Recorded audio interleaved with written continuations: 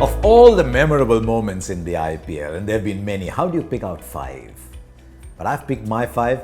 I beseech you to pick your 5 as well, and I have no doubt they'll be completely different. But that's what the fun is about, isn't it? I mean, maybe you should do it with your friends as well. Pick your 5 most memorable moments and do what all fans do. Have a heated discussion over it. Right, so here are my 5, and if you're an RCB fan, here's a word of caution. You're not going to enjoy the first 2 at least. But then it was that kind of season. I mean, what the hell, you're a great franchise and great fans as well. The first of those, 23rd of April. Kolkata Knight Riders have only made about 130 on a track that's very different from the old Eden Gardens. Sunil Narine gave them a great start and there was very little after that, and you're thinking, wow, with that batting order, let's just coast. Balls coming on nicely onto the bat. 9.4 overs was all it took, with a batting lineup comprising Gale, Kohli, AB de Villiers and then Jadhav. 3 of those would make most all-time lists. It was one of the most dramatic examples of fast bowling I have seen. Nathan Coulter-Nile at one end, Umesh Yadav at the other. Behind them, Chris Vokes, fairly pacey himself. And then Colin de Grandhomme said, gentlemen, if you're through the buffet, can I have all the ice cream that's left? And picked up 3 wickets too. 49 all out. It has to be one of the great moments. Then the 2 teams played again. That's my moment number 2. 158 at the Chinnaswamy Stadium. Most days you'd say, that's no target. But this is a different Chinnaswamy. 158 from RCB was a really good score. And then what happened? I was on a flight. I had no clue what happened. I got off and I read that Chris Lynn and Sunil Narine had made 105 from 6 overs. It was one of those, what is the world coming to moments. One makes a 50 in 15 balls, the other makes a 50 from 20, 21. It doesn't matter when it's as little as that. 105 in 6 overs, unheard of. That has to be one of the moments of the IPL. Then there were 2 hat-tricks in one day.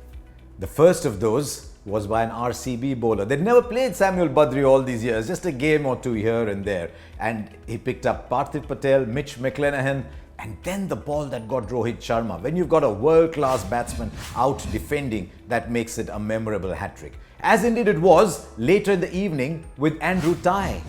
Andrew Tye picked up a couple of batsmen and then had Shardul Thakur out defending.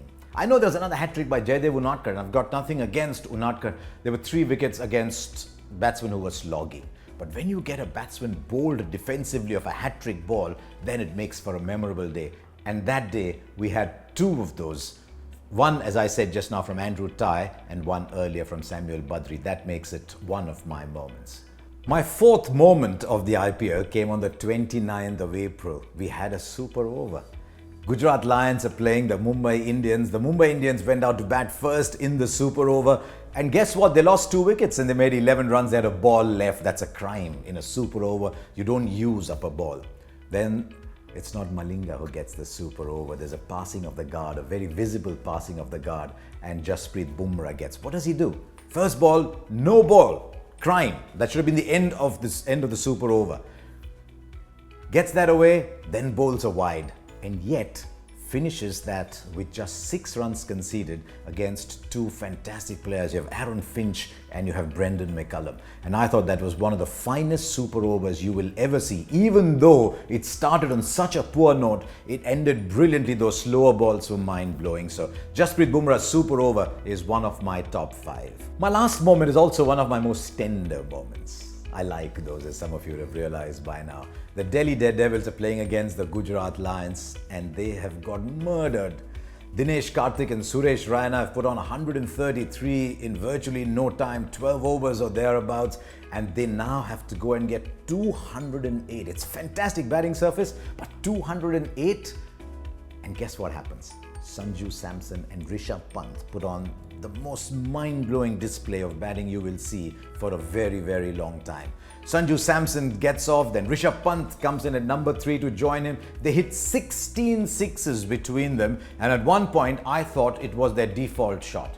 I don't know what to do. Okay, let me hit one out of the ground. Just to give myself some thinking time, Okay, let me hit another out of the ground. Rishabh Pant scores 97. Sanju Samson gets a half century as well. They put on 143 in 10.3 overs. And that target of 208, remember we called it daunting?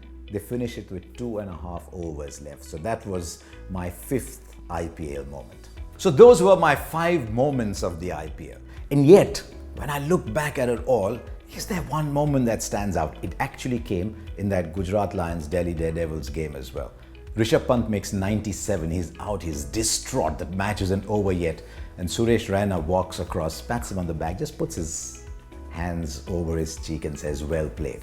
To me, that is what cricket is all about. You try your best to get somebody out and then shake hands. And in an atmosphere of jingoism and social media where everyone is trying to spread hatred in our sport, I just thought it took me back to what our sport is all about. Fight to the very end, shake hands, acknowledge your opponent and walk off together. That is why that will be, even though it didn't have any numbers attached to it, my moment of the IPL.